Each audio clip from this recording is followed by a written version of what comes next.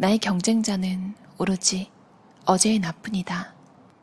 나에게 의미 있는 것은 내가 지금 어디쯤 와 있나 하는 것뿐이었다. 오늘의 내가 경쟁해야 하는 상대는 다른 누구도 아닌 어제의 나이다.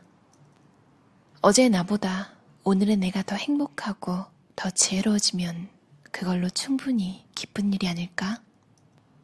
공부는 머리가 아닌 마음에서 시작된다.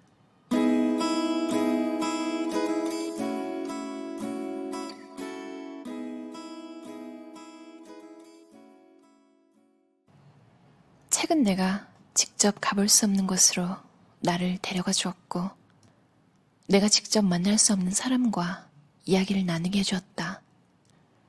세상 모든 것을 직접 경험하기란 시간적으로나 공간적으로나 한계가 있지만 책의 세계에서는 불가능이 없었다. 지금도 내 배낭 속에는 항상 책이 들어있다. 나는 언제 어디서든 잠깐이라도 시간이 나면 곧 책을 펴든다. 나에게는 독서가 곧 휴식이기 때문이다. 사람은 자신이 아는 만큼 보고 아는 만큼 사유하기 마련이다. 그리고 알을 풍성하고 다채롭게 채워주는 도구로 책만큼 유용하고 효과적인 것은 없다. 한 사람이 평생에 걸쳐 갈고 닦은 지식을 우리는 한 권의 책을 통해 전수받는다. 그것이 책이 지닌 힘이며 우리가 독서해야 하는 이유다. 더욱이 독서력은 모든 학습의 기본이자 핵심이다. 뭔가를 읽고 그 내용을 이해하는 것은 모든 공부의 기본이 되기 때문이다. 세상에 관한 이해의 지평이 넓어질 뿐만 아니라 이해력과 독해력을 길러준다는 측면에서도 아주 중요한 학습 능력이다. 어머니가 내게 주신 수많은 것들 중에서 가장 귀중한 선물은 바로 독서 습관이라고 생각한다. 책상 의자는 적당히 딱딱해서 긴장감을 유지하는 데 제격이다. 너무 푹신하거나 편안한 의자는 졸음이 올 수 있기 때문에 되도록 사용하지 않으려고 했다. 이처럼 내가 가장 편하게 공부할 수 있는 나만의 공간으로 최적화시켜 놓은 덕에 초등학교 이후로는 도서관 같은 공공장소보다는 내 방에서 공부하는 것을 좋아했다. 소리내어서 책을 읽거나 중얼거릴 수 있다는 점도 내 방에서 공부하는 것을 좋아한 이유 중 하나다. 나는 교과서에 밑줄을 마구 긋고 메모도 마음껏 써넣으면서 공부했는데 그때 손으로 쓰면서 소리내어 말하고 그 소리를 귀로 다시 듣는 것이 암기와 이해에 큰 효과가 있었다. 내 입에서 나간 소리가 다시 내 귀를 통해 들어오면 뇌에 확실하게 새겨지는 기분이 든다. 그래서 나는 수학 공부를 할 때도 마치 누군가에게 설명하는 것처럼 큰 소리로 공식을 외우거나 문제를 풀곤 했다. 나는 공부할 때 늘 환풍기를 켜놓았는데 들릴 듯 말 듯한 윙 하는 백색 소음을 좋아했기 때문이다. 백색 소음은 외부 소음을 덮으면서 이른바 무채색의 중립적인 공간을 만들어 주었다. 사람에 따라 다르겠지만 나에게는 효과가 컸다. 최면이 걸리는 기분이랄까? 높낮이도 리듬도 없이 한 톤으로 울려 퍼지는 소리를 듣고 있노라면 정신이 점점 또렷해지는 기분이 들었다. 기숙사에는 당연히 그런 공간이 없으니 아쉬운 대로 도서관에서 귀에 이어폰을 꽂고 음악을 들으며 공부한다. 이때는 주로 클래식을 듣는다. 가사가 없기 때문에 외부 소음을 차단하면서 집중력을 높이는데 도움이 되기 때문이다. 결국 공부하는 데 있어 최적의 환경은 스스로 만들기 나름인 것 같다. 예를 들어 집중이 잘 되는 조명을 찾아보고 스탠드를 바꾸거나 책상과 책장의 구조를 자신의 공부 스타일에 맞게 이리저리 옮겨본다거나 이도저도 안 되면 튼튼한 가전제품 박스라도 구해서 독서실 칸막이처럼 책상 옆에 붙이는 것도 방법이다. 하겠다는 의지만 있으면 환경을 조성하는 것은 얼마든지 가능한 일 아닐까? 시간의 주인이 되려면 시계를 잊어라.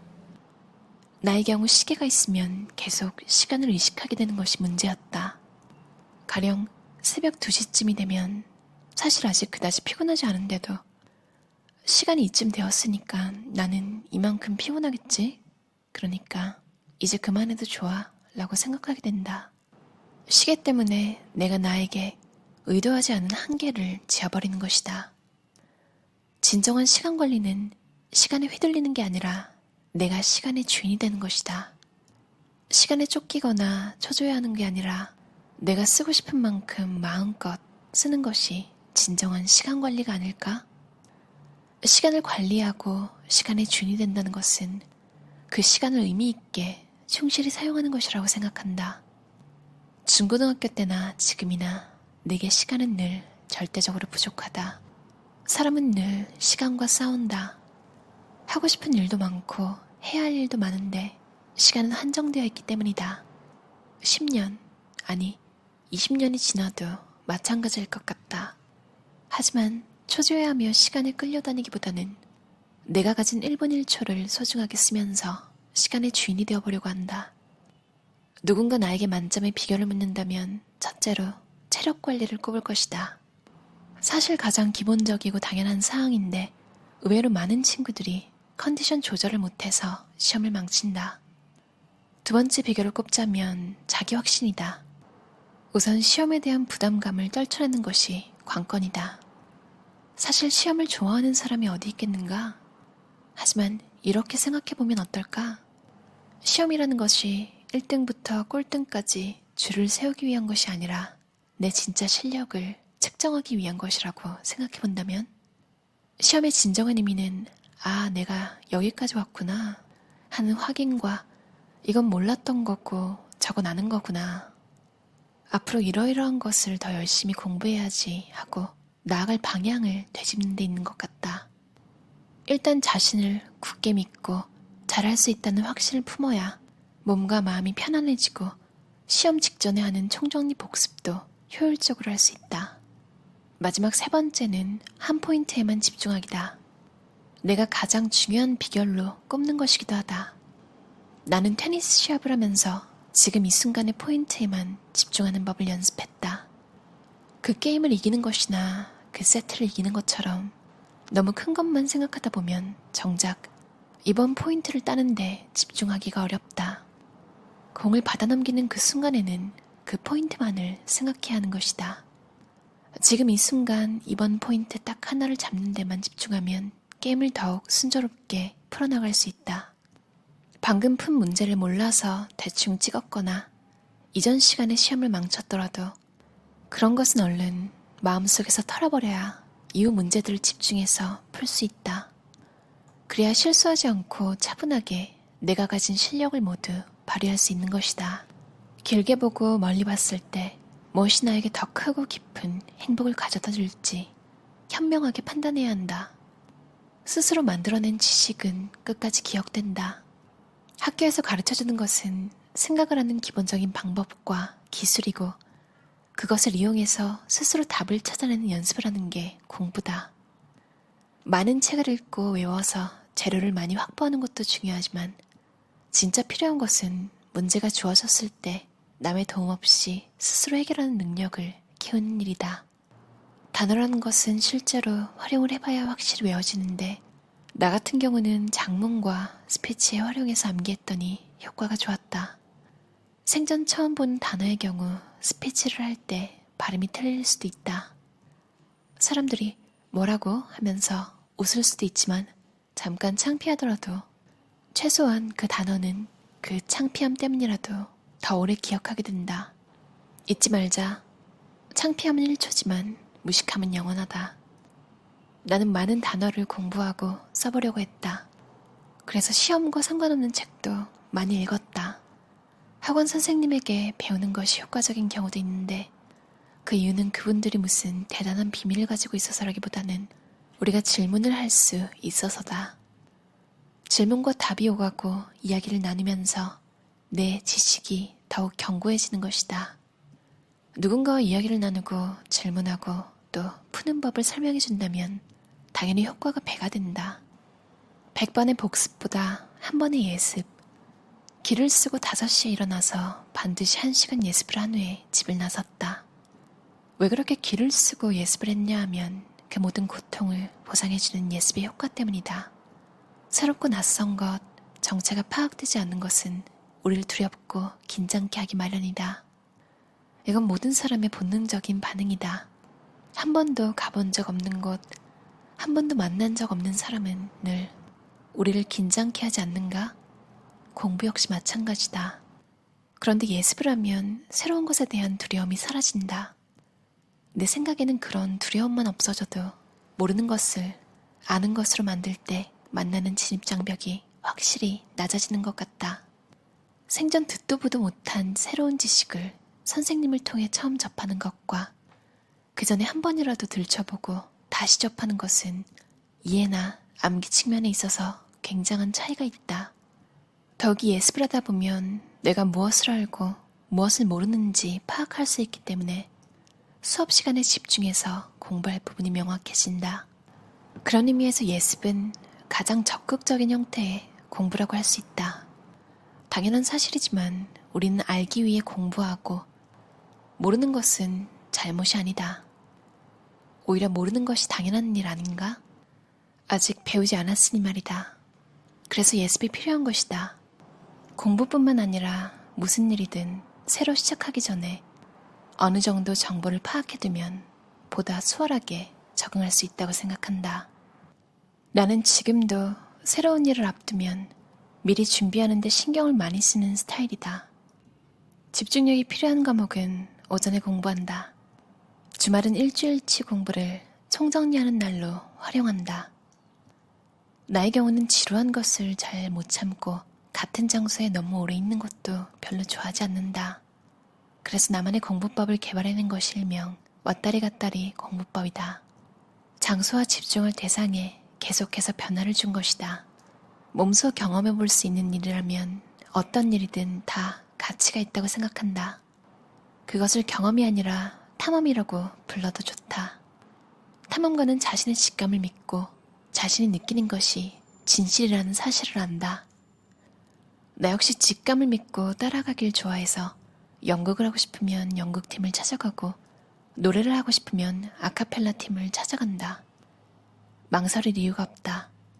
그걸 왜 해야 하는가 하는 특별한 이유 따위는 없어도 되고 몰라도 된다.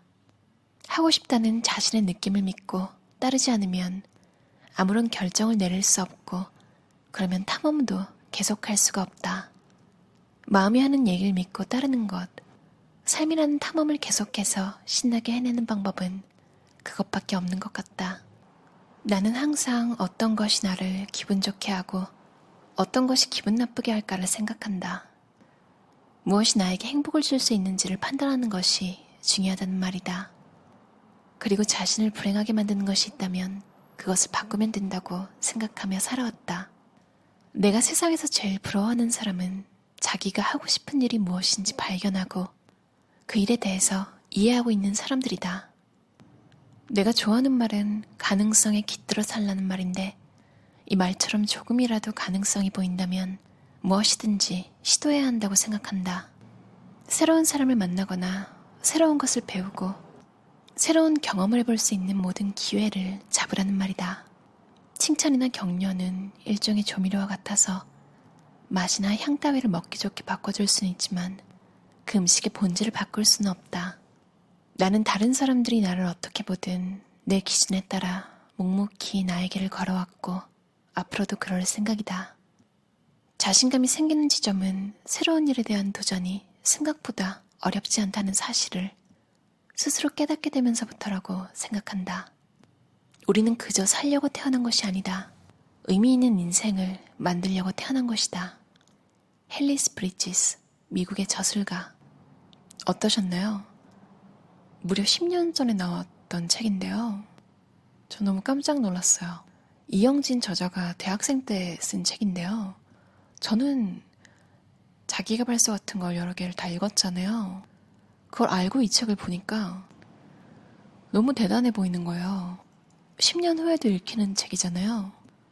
작년에 20만 부 돌파 특별판이 나온 이유를 알 것 같았어요. 어떤 느낌이 드냐면요. 반에서 한 명씩 있던 너무너무 공부를 즐겨하고 친절하고 그러니까 뭐 경쟁심에 공부하는 기계처럼 다른 애들 막 엄청 신경 쓰고 그런 게 아니라 가끔 그런 친구들 있잖아요. 공부도 엄청 잘하고 스포츠도 잘하고 성격도 좋고 심지어 뭔가 공정하고 편견이 없어요. 그래서 나한테까지 따뜻하게 말을 걸어줄? 그런 친구의 사생활은 어떨까? 저는 이런 성공하는 사람들의 이야기를 읽는 걸 좋아하는 게 왜냐면 마음가짐 같은 걸 배울 수 있어서 좋더라고요. 인생은 선택이잖아요. 잘 선택하는, 조금이라도 나에게 잘 맞고 나은 선택을 하는데 이런 것들이 도움이 되는 것 같아요. 근데 아주 미묘하게 조금씩 갈리는 부분이 있잖아요. 예습하지 마, 복습해 이런 선생님도 있었는데 저자는 무조건 예습 한 번이 복습 100번보다 낫다. 저는 이거 너무 공감하거든요. 왜냐면 일단 예습을 안 하면 수업이 재미가 없잖아요. 아예 뭐 연결고리가 없으니까 들리지가 않는 거예요. 근데 이건 선택의 문제인데 왜 그런 선생님들이 있었는지 모르겠어요. 이래라 저래라. 저는 공부법 책 읽는 걸 좋아하거든요. 한동안 그런 책이 좀 뜸했죠, 업로드가. 제가 안 읽은 게 아니라 돈 아깝다 소리가 절로 나오는 책들이 좀 있었어서 원래 마음에 안 들더라고요. 근데 이 책은 20만 부가 왜 팔렸는지 알 것 같아요. 여러분도 아시겠지만 인생이 평생 공부하면서 살 수밖에 없는 거잖아요. 그런 의미로 생각하면 전 연령에게 추천할 수 있는 책인 것 같아요. 본인에게 적용할 수도 있고 아니면 자녀나 어린 조카나 뭐 학생들한테 적용해도 되고요. 선생님이시면. 성공하는 비법이 담긴 책들에 나온 내용과 상반되는 내용은 거의 하나도 못 본 것 같아요. 이 저자는 이미 그렇게 살고 있었던 거죠. 그래서 그런 면에서 봐도 좋고 정말로 공부법을 위해서만을 봐도 좋은 책이라고 생각해요. 이영진 저자의 공부는 내 인생에 대한 예의다였는데요. 저도 이제라도 좀 예의를 차려보려고. 즐거운 독서, 즐거운 공부 응원합니다. 들어주셔서 감사합니다.